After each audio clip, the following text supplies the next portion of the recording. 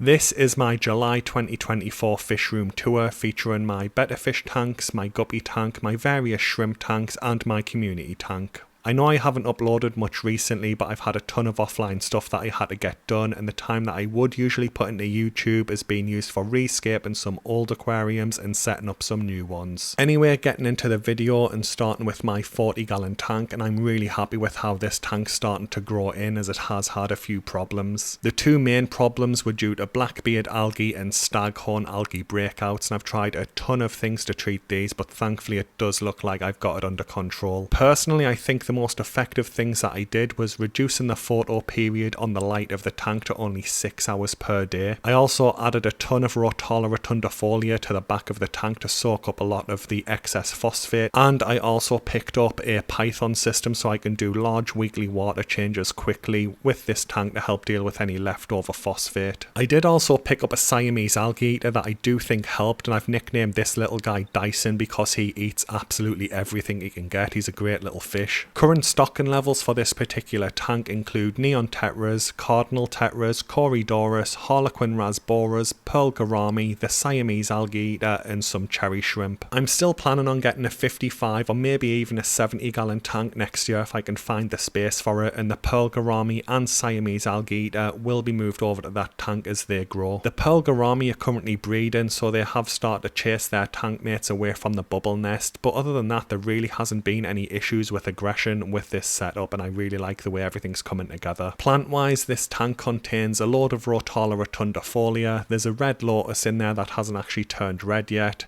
2 Echinodorus Cordifolius fluitans, 1 Echinodorus renii, 1 Echinodorus Aquartica, a bunch of different types of Anubias spread on the 2 different islands. There's 2 Java fern in there, some Bucephalandra Kedagang and some Salvinia floating plants. I do have the footage for a setup video for this tank on my hard drive. It's just been finding the time the last 2 months, but hopefully I'll be able to get it online this coming month or maybe next month. Moving on to my 29-gallon tank, and this one has recently been rescaped. My initial idea for this tank was to set up a Walstad guppy tank, but I did end up adding a filter because I always seem to have issues with guppies, and unfortunately I still had issues even with this tank setup. The new guppies that I purchased managed to make it 3 months with minimal deaths, but the last week or two they have started to drop like flies, unfortunately. I really don't know what's wrong with guppies in my tanks, and my older guppies, which a lot of these are from Pets at Home, which kind of gets a bad reputation here in the UK. It's our big box store, but my guppies from there have the highest survival rate by far out of all the guppies I've purchased. Now, depending on how many of these new guppies do actually survive, I might keep this as a guppy tank, but in all honesty I am kind of fed up with getting fish, getting attached to them, and then they start dying after a couple of months. So because of that I am thinking of moving my Chili Rasboras and probably my Honey Gourami up to this tank from one of my other ones, and probably getting a lot more Chili Rasboras as well. Anyway, at the time of recording, this tank currently only contains guppies and a few Amano shrimp, but this was designed to be one of the main tanks to hold the rejected shrimp from my breeding projects. That's why I've got a couple of moss mats in here, some shrimp sticks covered in moss, and I've put a bunch of moss on the hardscape as well to try and offer as much grazing and hiding spots as possible for any Neocaridina shrimp that I move over to this tank. When it comes to plants, this tank contains Limnophila Sessiliflora, pearlweed, Rotala Rotundifolia, Crypt Wendtii Tropica, Echinodorus Aquartica, Salvinia and Christmas moss. As you can see, the crypts in this tank didn't go through the usual melt stage, and they look a little strange right now because they've got their immersed leaves and submerged leaves on the same plant. I used a bunch of different tubs of Christmas moss for this tank, and there was a problem with one of them because that particular tub that I used on the driftwood turned brown within a week, but thankfully there is some healthy green growth coming through, so it hasn't died completely. In all honesty, I am really happy with the plant growth in this tank. It's just a shame that the new guppies have started to die because I was so happy with how the tank looked. Next up we have my 12-gallon tank, and this currently holds my Chili Rasboras and Honey Gourami, and there's a couple of yellow Neocaridina still in here, as well as a bunch of Amano shrimp and Neurite snails. I do have a new female Honey Gourami in here that I've called Marmalade, as I did feel bad for Sunrise being all alone. She's been in there about 6 weeks now, and Sunrise was was initially scared of her, but he is a little scaredy fish and he's scared of everything, but he has thankfully warmed up to her and now I often see them swimming around together. The chili rasboras have really coloured up a lot since I moved them into this tank, and I love their deep red and it contrasts so well with the green of the live plants in this tank. I used to keep my honey gourami and chili rasboras in my old 29-gallon scape with a bunch of other fish, so I'm not sure if they wouldn't colour up correctly because they were scared of the tank mates and they were having stress issues or something like that, but I love the way they look in this tank. If I do move my chili rasboras and honey gourami up to my 29-gallon tank, I'll probably rescape this 12-gallon tank completely and make it either blue pearl or blue jelly shrimp breeding tank because I love the colour of that shrimp and I found a reliable breeder to purchase them from. This tank has a bunch of Christmas moss in it, some Crypt Wendtii, some Crypt Walkeri, some Crypt Parva that's overshadowed by the moss and is melting. It's also got some Bacopa compact, some Bacopa caroliniana, an Echinodorus Aquartica, Rotala Rotundifolia and some Salvinia. Overall this has been a pretty solid tank and I am really happy with how it's performed though. So moving on to my beginner friendly Betta fish tank setup, and this is in an Aqua L 8-gallon tank. The idea of this tank was to keep everything as basic and beginner friendly as possible, so it uses an inert substrate and all of the plants are epiphyte plants, so they take their nutrients directly from the tank's water. After months of constantly glass surfing and trying to fight his reflection, Stitch the Betta fish seems to have randomly realised just one day that it's actually his reflection in the glass. It's been about 6 weeks now and he does still glass surf a little bit, but it's nowhere near as much as he used to, so I'm actually quite happy about that because I was worried about him. There's still 3 Amano shrimp in here, but they usually hide during the day, and there's still a couple of cherry shrimp as well, but I have moved some of the better looking cherry shrimp over to my cherry shrimp breeding tank. Plant wise, this setup uses Java Fern India Green Gnome, Bucephalandra Red Scorpio, Bucephalandra Sintang, Bucephalandra Thea Green, and a bunch of different types of Anubias. I can't actually remember off the top of my head, but I do think that the moss in here is actually Taiwan moss rather than Java moss or Christmas moss, and there's also some Salvinia floating plants on the top of the water. The Bucephalandra Red Scorpio has all but melted in this, and I'm honestly not sure if this is due to a lighting issue because this is only a low powered light, or if it's because I used too much glue when I anchored it to the rock. One of my other Bucephalandra plants did recently flower underwater, and this is the second time it's done this, and I do think it looks cool when you can get aquatic plants flowering underwater. The Java Fern India Green Gnome is definitely having problems in this tank, and if I'm honest, I wish I just went with regular Java Fern or maybe Trident Fern because I know that's quite hardy and looks good as well. I will be keeping an eye on this tank's water parameters over the coming weeks, as I don't want the melting green gnome leaves to cause problems with my water parameters and put my Betta or shrimp at risk. Other than that though, I do really like the look of this tank and I'm happy with how it's grown in, especially the Anubias, and I do kind of think the larger Anubias leaves have helped Stitch stop glass surfing because he does hide in them from time to time now. Next up we have my Walstad Betta fish tank, and it's looking a little bare right now because the Ludwigia melted in the back right corner. Walstad method tanks don't usually use a filter and they rely on fast grown stem plants and floating plants to manage the tank's water parameters while using a cheap topsoil capped with gravel for the substrate, and that's what I've used with this tank. This tank contains Cooley the Betta fish, some Amano shrimp and some cherry shrimp, but just like my other Betta fish tank, I have moved the better looking cherry shrimp over to my cherry shrimp breeding tank. Plant wise, this tank contains Rotala orange juice, Rotala Rotundifolia, Sterigani repens, Echinodorus Aquartica and Salvinia. As I mentioned, the Ludwigia Mini Super Red melted over the last 2 to 3 weeks and it's basically gone now with zero trace remaining in the tank. It does make the tank look a little strange, but for now I'm just going to leave it like this. As you can see, the Sterigani repens is absolutely thriving in this tank right now, and I honestly think the issues that I reported in some of my older videos with this plant was due to the roots not getting to the nutrient rich topsoil in the substrate. The Echinodorus Aquartica seems to be doing a lot better now as well, as it used to have a yellow tint to it, but it is starting to turn green, and I'm not sure if this is due to the roots not getting to the nutrient rich layer of topsoil topsoil either. Both of the Rotala species seem to be doing really well in this tank as well, but in all honesty, Rotala always seems to do well in my water. Unfortunately, the tank is having some issues with surface algae, but this is really common with my Walstad tanks. I'm not sure if it's a specific type of topsoil I have, but if I don't have any type of surface disturbance from an air stone or something like that, then this surface algae forms. Other than that though, I'm quite happy with this. The shrimp are still breeding in here, and Cooley the betta fish seems happy enough. He just plays around in his plants and watches his shrimp. So moving on to my main project for the last couple of months, and it's been this new shrimp rack that I've set up because I honestly think shrimp are so underrated in this hobby, and I really do like keeping them. Now, as I mentioned, these are very new tanks, so there is still some algae issues that you'll see in this footage, but over the coming months that should clear itself up. I've actually tried to do something slightly different with each of these shrimp tank setups as well, so I'll explain each individually. So first up is the Walstad cherry shrimp tank, and I'm really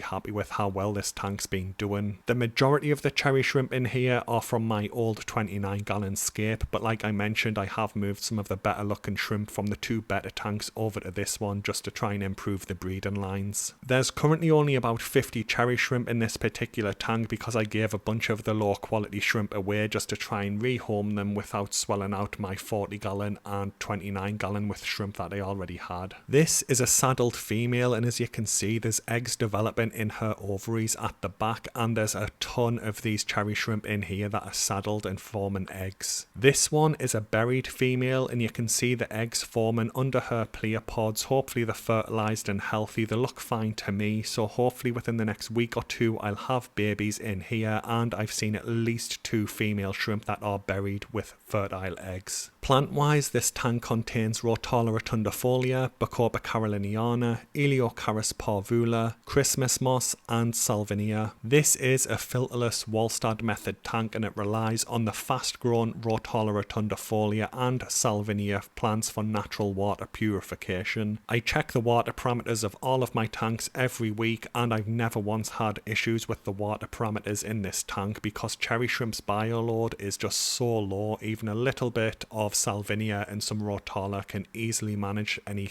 nitrogen spikes. Moving down to the next tank, and we get to my pearlweed Walstad tank that contains my Bloody Mary shrimp colony. This tank contains a ton of pearlweed and some Salvinia floating plants, and my main goal for this particular tank was to try and set up a single plant tank that is very easy and cheap to build that anyone who wants to get into the shrimp keeping hobby could set up. The tank is only around 7 weeks old right now, and the pearlweed is slowly grown, so I'm curious what this will look like in the coming months. I have noticed that the pearlweed is starting to brown, and I'd guess that this is due to the Salvinia propagating so quickly in this tank that it's using up a lot of the nutrients from the water column and potentially starving the pearlweed of nutrients. To counter this, I am considering removing all of the Salvinia, but I've lost count of the number of times I've seen my shrimp grazing on the algae and biofilm on the roots. So due to this, for now, I just want to reduce the amount of Salvinia that's actually in this tank. I originally had 12 Bloody Mary shrimp in here, but one died, and unfortunately that is normal when you get new shrimp and adjust them to your water parameters. If the pearlweed in this tank does fail, then I'll move the yellow Neocaridina shrimp out of my shrimp jar, and I'll put the Bloody Mary shrimp in there until I rescape this tank. I've only had these shrimp around a week, so there's no babies yet, but I'm pretty sure I did see a saddled female a few days ago, so hopefully I'll have babies in the next month or two. So moving down, and we get to my orange Neocaridina tank, and I've previously tried to set up 2 orange Neocaridina colonies, and both of them failed. If I remember correctly, Grant and Shelby over on the Garden of Eden channel say they have issues with orange Neocaridinas as well, and they are 2 of the most experienced shrimp keepers in the game. If you are new to shrimp keeping, I'd recommend you go with the regular cherry shrimp or yellow neos over the orange ones. I just think they're easier to keep in my experience. I originally had 12 orange Neocaridina in this tank, but 2 have died since I've got them, but in all honesty that is a far lower fatality rate than I was expecting because I've just had terrible experiences with orange Neocaridinas. So with any luck I won't lose any more, and I have seen some saddled females in here over the last few days, so I'm hoping I'll have babies within a month or two. Plant wise, this tank contains an absolute ton of Christmas moss as you can see, and some Salvinia floating plants, and my goal for this particular tank was to use as much moss as possible. Neocaridina shrimp seem to love moss as it provides provides hiding spots for them as well as grazing areas for feeding. I've used a combination of moss mats, shrimp sticks and shrimp tubes for the moss, and it's slowly grown in, and I am starting to really like the look of this tank. This setup does have a filter in it because moss is a really slow grower and I didn't want to take any risks with the water parameters that could potentially harm my shrimp, but in all honesty, if you are brand new, I'd recommend a filter anyway. Moving down, we get to the yellow Neocaridina tank, and I moved these guys over from my 12-gallon tank about a week ago now, and I've had these shrimp roughly a year, something like that, and they've bred very, very well in my water over in my 12-gallon tank. I would guess that there's maybe 20 of them in here right now, but I keep netting them out of the 12-gallon tank and moving them over every time I see them, so these numbers will increase without breeding. It's literally just moving the colony from one tank to the other without debuilding the original tank. Plant-wise, this tank contains two different types of Echinodorus, some Christmas moss and Salvinia. The main idea for this tank actually came from my Walstad Betta tank because I often see my cherry shrimp in there grazing on the Echinodorus, similar to how they graze on the moss in other tanks, so I just wanted to see what would happen if I put shrimp in a tank with an absolute ton of Echinodorus. This tank also has a filter as Echinodorus grows very, very slowly in my experience if you're not using CO2 or anything like that, and I didn't want to take any risks with the plants not being able to keep the water safe for my shrimp. I've seen a bunch of saddled females in here, so hopefully I'll have new babies in this tank soon, but again, this is not really anything special because this is a main breeding colony that I've had in another tank for quite a while. And finally, we have my shrimp jar, and this setup's been performing so much better than the previous shrimp jar that I kept, and I absolutely love it, to be honest. It has had some issues with the Rotala yellowing or turning a slight brown recently, but I think it's because I let the Salvinia on the surface drastically overgrow, preventing the light from getting to it, so I've just removed a bunch of Salvinia. This light is just a USB low output light, so it really is important to try and keep the surface quite clear so the submerged plants can get the light, so I'm going to keep an eye on that moving forward. I know it's not the best clip, but if you look closely, not only can you see a buried yellow Neocaridina female with healthy eggs in this clip, but down here you can see a tiny little baby yellow Neocaridina, so I've already got babies in this shrimp tank, so I'm really happy with that. Anyway guys, that brings the video to a close. It's basically an update on all of my tanks. I'll probably do a video similar to this once a month moving forward. I hope you enjoyed it, and thanks for watching. Have a good day.